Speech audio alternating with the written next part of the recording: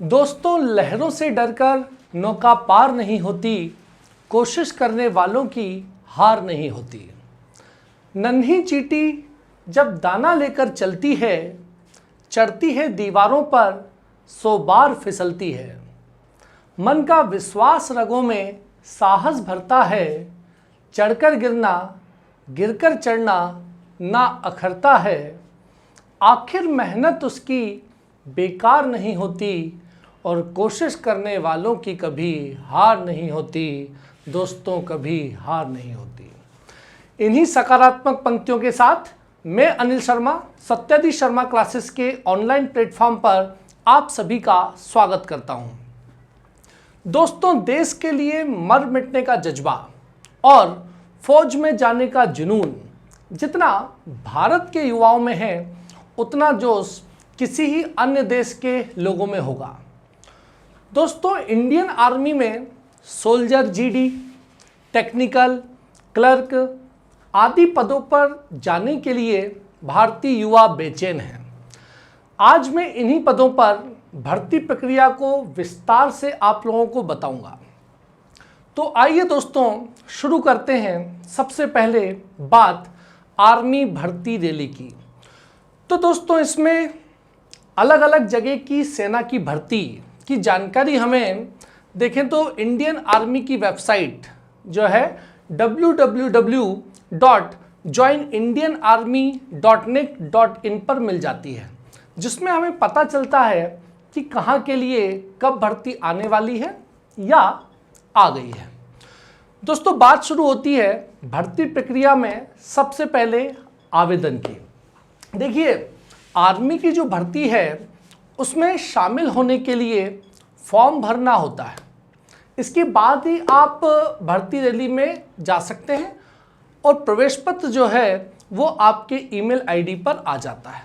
उसी email ID पर प्रवेश पत्र आता है जिस ईमेल आईडी को फॉर्म भरते समय आपने डाला है। पहले क्या होता था दोस्तों कि डायरेक्ट भर्ती रैली में बिना फॉर्म डाले ही कैंडिडेट जा सकते थे, पर अब ऐसा नहीं होता है। आपको पहले फॉर्म भरना पड़ता है, तब फिर आप वहाँ डॉक्यूमेंट्स आदि लेकर पहुँचते हैं। आइए अब जानते हैं कि क्या योग्यता आपके पास होनी चाहिए अलग अलग पदों के लिए। तो योग्यता की हम यहाँ पर बात कर रहे हैं और सबसे पहले जीडी या जनरल ड्यूटी की बात कर लेते हैं। तो आर्मी जीडी में आयु की सबसे पहले यदि बात करें तो 17.5 साल से कम आयु नहीं होनी चाहिए और 21 वर्ष से अधिक आयु नहीं होनी चाहिए। जीडी के यानी जनरल ड्यूटी के पदों के लिए अगर ऊंचाई की बात करें तो 170 सेंटीमीटर से कम नहीं होना चाहिए। ऊंचाई याद रखना है 170 सेंटीमीटर होना चाहिए और वजन 50 किलोग्राम से कम नहीं होना चाहिए। जीडी के लिए चेस्ट दोस्तों 77 सेंटीमीटर से कम नहीं होना चाहिए और सीना जो है चेस्ट 5 सेंटीमीटर फूलना भी जरूरी है। कितना सेंटीमीटर? 5 सेंटीमीटर फूलना सीना जरूरी है। 77 सेंटीमीटर के बाद ज़्यादा कितना ही सीना हो, लेकिन 5 सेंटीमीटर फूलना आपके लिए जरूरी है, ध्यान रखें। अब जीडी में यदि न्यूनतम शैक्षिक योग्यता की बात करें तो शैक्षिक योग्यता में 10वीं पास, जिसे हम मैट्रिक पास भी कहते हैं, 10वीं पास होना जरूरी है और प्रत्येक विषय में 33% नंबर भी होना चाहिए। जितने भी सब्जेक्ट 10th में थे उनमें 33% हर एक सब्जेक्ट में होना चाहिए। जहाँ कई राज्यों में ग्रेडिंग सिस्टम हो तो कम से कम डी ग्रेड होना जरूरी है। कितना? D grade. ये तो बात हो गई भैया आर्मी सोल्जर जनरल ड्यूटी की या जीडी की। देखिए दोस्तों, क्या होता है कि जीडी के जो हैं ज़्यादा फॉर्म भरे जाते हैं, जनरल ड्यूटी के सबसे ज़्यादा फॉर्म कैंडिडेट भरते हैं, ठीक है, इसलिए इस पर फोकस मैं ज़्यादा कर रहा हूँ। अब बात करते हैं अगली पोस्ट टेक्निकल की। तो टेक्निकल में दोस्तों उम्र वही 17.5 से, लेकिन आगे याद रखना है 23 वर्ष के बीच मांगी जाती है। मतलब जीडी से 2 वर्ष ज़्यादा उम्र वाले लोग भी टेक्निकल में फॉर्म भर सकते हैं। टेक्निकल के लिए हाइट वही 170 सेंटीमीटर मांगी जाती है और वजन 50 किलोग्राम होना चाहिए और चेस्ट या सीना जो है वो 77 सेंटीमीटर से कम नहीं होना चाहिए और 5 सेंटीमीटर फूलना भी जरूरी है। टेक्निकल में शैक्षिक योग्यता की विशेष बात करें अगर हम, तो दोस्तों याद रखें कि 12th पास होना चाहिए, मतलब इंटरमीडिएट। जीडी में 10th और यहाँ पर 12th पास होना जरूरी है, ध्यान रखना है। और 12th में फिजिक्स, केमिस्ट्री, मैथ्स ये विषय होना चाहिए। इन विषयों में होना चाहिए 50% अंकों के साथ आपको पास वहाँ पर होना है। इंटरमीडिएट में आपके 50% है और साथ ही ये जितने विषय मैंने आपको बताया, फिजिक्स, केमिस्ट्री, मैथ्स, इसमें 40% नंबर प्रत्येक विषय में होना चाहिए। बायोलॉजी वाले मतलब इसमें फॉर्म नहीं भर सकते। साइंस में फिजिक्स, केमिस्ट्री, मैथ्स होना चाहिए, ये विषय आपके होना चाहिए। इसके बाद अगला पद होता है क्लर्क का। अब क्लर्क में उम्र जो है टेक्निकल की तरह 17.5 से 23 वर्ष के बीच होनी चाहिए। क्लर्क में याद रखें ऊंचाई जो है वो 162 सेंटीमीटर मांगी जाती है, मतलब 8 सेंटीमीटर इसमें हाइट जो है वो क्लर्क के पद के लिए जो मांगी जाती है वो कम होती है। कितनी? 8 सेंटीमीटर कम हाइट, यानी 162 सेंटीमीटर। ठीक है। क्लर्क में वजन वही 50 किलोग्राम होना चाहिए और सीना 77 सेंटीमीटर से कम नहीं होना चाहिए और 5 सेंटीमीटर फूलना भी जरूरी है, ये सबके लिए। क्लर्क के लिए 12th में 60% होना जरूरी है भैया, ये ध्यान रखना है आपको।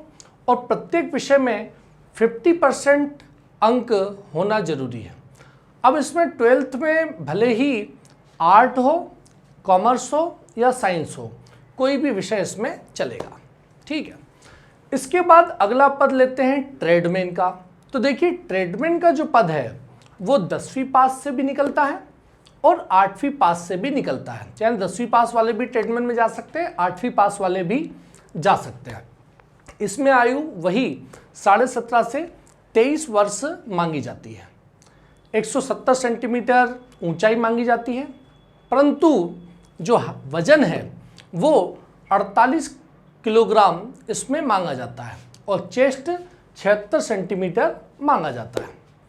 मतलब ट्रेड में क्या होता है कि वजन और सीने में, चेस्ट में थोड़ी सी छूट दी गई है। ठीक है। अब देखो पद तो और भी हैं, परंतु इन पदों पर फॉर्म ज़्यादा भरे जाते हैं, इसलिए इन पदों की बात अभी हम कर रहे हैं। ठीक है। शारीरिक मापदंड में क्या होता है कि कुछ विशेष श्रेणी के विद्यार्थियों को छूट दी जाती है, जैसे जो अधिकृत आदिवासी क्षेत्र के आदिवासी हैं, मतलब एसटी कैटेगरी के जो लोग हैं, उसमें जो है छूट दी जाती है। इसके अलावा विभिन्न खेलों के उत्कृष्ट खिलाड़ी जो हैं और अन्य लोग जो होते हैं उनको भी कुछ शारीरिक मापदंड में छूट दी जाती है। इन सब का डिटेल आपको जो है इंडियन आर्मी की वेबसाइट पर मिल जाएगा। अब आपको लगता है कि आप इन सब मापदंडों को पूरा करते हैं, तो दोस्तों मातृभूमि आपको पुकार रही है और आप सेना की भर्ती रैली में शामिल हो सकते हैं, वहां आप पहुंच सकते हैं। जब आप भर्ती रैली में पहुंचते हैं तो आपको आपके साथ कुछ दस्तावेज ले जाने आवश्यक हैं। क्या क्या दस्तावेज आपको ले जाने हैं, इन सब के बारे में मैं आपको इस चरण में बता देता हूं। इस सेगमेंट में मैं आपको बताता हूं क्या क्या आपको ले जाना था। तो सबसे पहले तो प्रवेश पत्र का प्रिंट आउट, जो प्रवेश पत्र आपको आया है भर्ती रैली के लिए, उसका प्रिंट आउट आपको ले जाना है, बहुत ज़रूरी है भैया वो तो। उसके बाद 20 पासपोर्ट साइज के फ़ोटो जो कि 3 माह से ज़्यादा पुराने ना हो, ये 20 फ़ोटो आपको अपने खुद के ले जाने हैं। ठीक है। इसके बाद सारे शैक्षणिक दस्तावेज जैसे 10th की मार्कशीट, 12th, ग्रेजुएशन आदि की मार्कशीट और जो भी शैक्षणिक योग्यता आपकी है वो सारे डॉक्यूमेंट्स आपको यहाँ पर ले जाने हैं। ठीक है। इसके अलावा मूल निवासी प्रमाण पत्र ले जाना है, जाति प्रमाण पत्र ले जाना है, चरित्र प्रमाण पत्र ले जाना है। अब यदि आप 21 वर्ष से कम उम्र के हैं, जीडी में तो 21 वर्ष से कम उम्र के होंगे ही जो जाएंगे, तो अविवाहित होने का प्रमाण पत्र भी आपका लगेगा और ये जो अविवाहित वाला सर्टिफिकेट है ये सरपंच का चल जाएगा, परंतु याद रखें ये भी 6 माह से ज़्यादा पुराना नहीं होना चाहिए। अगर आपके पास एनसीसी का प्रमाण पत्र है तो भी साथ लेकर जाएं। इसके अलावा कोई स्टेट लेवल का, नेशनल या इंटरनेशनल गेम का कोई भी सर्टिफिकेट आपके पास है तो वह भी आपको साथ लेकर जाना चाहिए, जिससे आपको शारीरिक परीक्षण में और लिखित परीक्षा में छूट मिल सकती है। आपका आधार कार्ड भी भैया आपको साथ ले जाना है, बैंक पासबुक, पैन कार्ड, ये सब डॉक्यूमेंट्स की ज़रूरत भी वहाँ पर पड़ती है। इन सब के अलावा एक चीज़ और याद रखना है, एक शपथ पत्र आपको वेबसाइट पर मिल जाएगा, वहाँ से डाउनलोड करके बनवाना है। ये जो आपका शपथ पत्र है ये 10 रुपये के स्टाम्प पर आपको नोटरी करवाना है। जो कैंडिडेट 18 वर्ष से कम उम्र के हैं उनको अपने साथ अपने माता पिता से हस्ताक्षर करवा के एक सर्टिफिकेट ले जाना है जो कि सरपंच द्वारा प्रमाणित होना चाहिए। इस सर्टिफिकेट में जो आप ले जाओगे माता पिता वाला, तो इसमें लिखा जाता है कि आपके माता पिता जो हैं वो कैंडिडेट को यानी कि आपको आर्मी भर्ती रैली में शामिल होने के लिए भेज रहे हैं, उनकी इच्छा है। ठीक है दोस्तों, तो अब आप भर्ती रैली में जा रहे हैं तो अपने साथ पर्याप्त मात्रा में खाना पीना साथ लेकर जाएं, क्योंकि क्या होता है कि आप सभी चरणों में जैसे जैसे पास होते जाते हैं तो वहाँ पर आपको रुकना पड़ता है, समय आपको ज़्यादा लग सकता है। ठीक है, तो इसलिए आपको खाने पीने का सामान अपने साथ लेकर जाना है। जब आप भर्ती रैली वाले स्थान पर पहुँचते हैं तो आपके कुछ शारीरिक परीक्षण होते हैं। अब जो शारीरिक परीक्षण होते हैं उसमें नंबर 1 दौड़, इसके बाद नंबर 2 पुलअप, तीसरे नंबर पर है नो फिट डिच और चौथे नंबर पर है जिगजैग बैलेंस। ठीक है, अब दौड़ जो होती है वो 1600 मीटर की होती है। कितनी? 1600 मीटर की दौड़ होती है, जिसके अधिकतम 60 अंक होते हैं। कितने अंक होते हैं दौड़ के? अधिकतम 60 अंक। यदि आपने 5 मिनट और 30 सेकंड में 1600 मीटर दौड़ पूरी कर ली तो आपको पूरे 60 नंबर मिल जाते हैं। और यदि आपने दौड़ 5 मिनट 30 सेकंड से लेकर 5 मिनट 45 सेकंड के बीच में दौड़ पूरी की तो आपको 48 नंबर मिलते हैं। मतलब दोस्तों, आपने यदि 1600 मीटर दौड़ एक्सीलेंट मारा है तो आपके सिलेक्शन के चांस बहुत बढ़ जाते हैं। इसके बाद आते हैं बिम या पुलअप पर। तो याद रखें 10 पुलअप अगर आपने पूरे लगाए हैं तो 40 नंबर आपको मिल जाएंगे। यदि आपने 9 पुलअप लगाए हैं तो 33 नंबर मिलेंगे। 8 पुलअप तो 27 नंबर, 7 पुलअप के जो हैं 21 नंबर हैं और 6 पुलअप के 16 नंबर होते हैं। यानी कि आपने पूरे 10 पुलअप लगाए तो 40 नंबर, और आपने यदि 1600 मीटर 5 मिनट 30 सेकंड में पूरा कर दिया तो आपके 60 नंबर, यानी कि कुल 100 नंबर का फिजिकल होता है। ठीक है, अब जो नो फिट डिच यानी कि कूदना और जिगजैग बैलेंस जो होता है, जिगजैग बैलेंस मतलब एक एंगल पर पटिए पर आपको चलवाते हैं ऐसे, तो उसके कोई नंबर नहीं होते। ठीक है, वो पास करना आपको ज़रूरी होता है। फिजिकल संबंधी यदि आप लोगों को और भी कोई प्रश्न आपके दिमाग में आते हैं तो आप कमेंट कर सकते हैं, कमेंट बॉक्स में जाकर पूछ सकते हैं। इन सब प्रश्नों का जवाब जो है वो अपने physical trainer Jitendra Perwal sir देंगे। देखिए, जितेंद्र पेरवाल सर की यदि बात करें तो Indore physical academy Satyadi Sharma classes के नाम से उनका बहुत प्रसिद्ध यूट्यूब चैनल है, एकेडमी है, और पिछले 8 वर्षों से वे इस क्षेत्र में अपनी सेवा दे रहे हैं और अलग अलग राज्य से उनके पास विद्यार्थी आते हैं और सिलेक्ट होते हैं। ठीक है, तो चलिए फिजिकल पास कर लेने के बाद अब मेडिकल की बात कर लेते हैं। तो दोस्तों, जो आपकी फिजिकल वाली साइड है, मतलब जो रैली वाला स्थान है ना जहाँ पे भर्ती रैली आपकी आयोजित हुई थी, वहीं पर आपका मेडिकल होता है। और मेडिकल में पास हो जाने पर वहीं पर लिखित परीक्षा का प्रवेश पत्र आपको दे दिया जाता है। जो अभ्यर्थी मेडिकल टेस्ट में पास नहीं होते और बाद में एमएच के माध्यम से फिट होते हैं ना, उन्हें कार्यालय से बाद में एडमिट कार्ड रिटर्न परीक्षा का लिखित का मिल जाता है। ठीक है, तो अब फिजिकल के बाद मेडिकल के बाद बात आती है दोस्तों लिखित परीक्षा की। देखिए लिखित परीक्षा जो है इसके बारे में अगर देखा जाए तो ये भर्ती का अंतिम और महत्वपूर्ण पड़ाव है। इसमें आपका आर्मी जनरल ड्यूटी का जो सिलेबस है उसके बारे में मैं अभी आपको बताऊंगा। ठीक है, देखिए दोस्तों लिखित परीक्षा के लिए सत्यादि शर्मा क्लासेस का एक मोबाइल ऐप है, एक मोबाइल एप्लीकेशन है जिसे आप लोग प्ले स्टोर से डाउनलोड कर सकते हैं। उस ऐप पर आर्मी जीडी का अभी एक बैच चल रहा है जिसमें बेस्ट फैकल्टीज़ के रिकॉर्डेड वीडियो अपलोड किए जाते हैं। इसमें कुछ फ्री डेमो लेक्चर भी डाले गए हैं और वो भी आप वहाँ पर जाकर देख सकते हैं या वहाँ पर आप कोर्स परचेस कर सकते हैं। ठीक है, इसकी लिंक जो है मैं डिस्क्रिप्शन बॉक्स में आप लोगों के लिए डाल दूंगा। वहाँ डिस्क्रिप्शन बॉक्स में इस ऐप की कोर्स की लिंक आपको मिल जाएगी।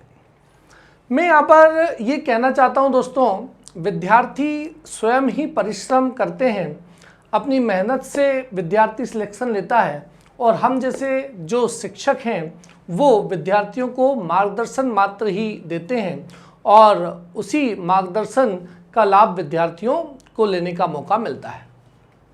लिखित परीक्षा में अब आगे बात करते हैं जीडी के सिलेबस की। तो जीडी का सिलेबस जो है इसमें कुल 3 भाग होते हैं, 3 भागों में इसको बांटा गया है और 50 प्रश्न पूछे जाते हैं जो कि 100 नंबर के होते हैं। पहला भाग सामान्य अध्ययन जिसके 15 प्रश्न और 30 नंबर होते हैं। ठीक है, पहला भाग सामान्य अध्ययन। दूसरा भाग सामान्य विज्ञान जिसके 20 क्वेश्चन और 40 नंबर। और तीसरा भाग जो है वो है मैथ्स या गणित, इसी में रीजनिंग के भी 2-5 क्वेश्चन आते हैं जिसके 15 प्रश्न और 30 नंबर होते हैं। ठीक है, तो ये तो सिलेबस की बात हुई। इसमें याद रखें दोस्तों कि 32 नंबर प्रत्येक कैंडिडेट को लाना बहुत ज़रूरी होता है। 32 नंबर मतलब पासिंग मार्क्स ही लाना ज़रूरी है। इसमें एक बात और, एनसीसी के सी सर्टिफिकेट वाले जो लोग हैं उनको लिखित परीक्षा जनरल ड्यूटी के लिए नहीं देनी रहती, वो पास माने जाते हैं, ये भी यहाँ पर ध्यान रखना है। लिखित परीक्षा का जो रिजल्ट है वो आर्मी की वेबसाइट पर जारी कर दिया जाता है और योग्य जो अभ्यर्थी हैं उनका चयन इस भर्ती में हो जाता है। तो दोस्तों आप लोगों को इस पूरी चयन प्रक्रिया के बारे में इस वीडियो के माध्यम से जानने को मिला। उम्मीद है आपको ये वीडियो बहुत पसंद आया होगा। इसी तरह के और वीडियो देखने के लिए चैनल को सब्सक्राइब जरूर करें। इसी के साथ मैं अनिल शर्मा आपसे फिर मिलूंगा। नमस्कार, जय हिंद, जय भारत।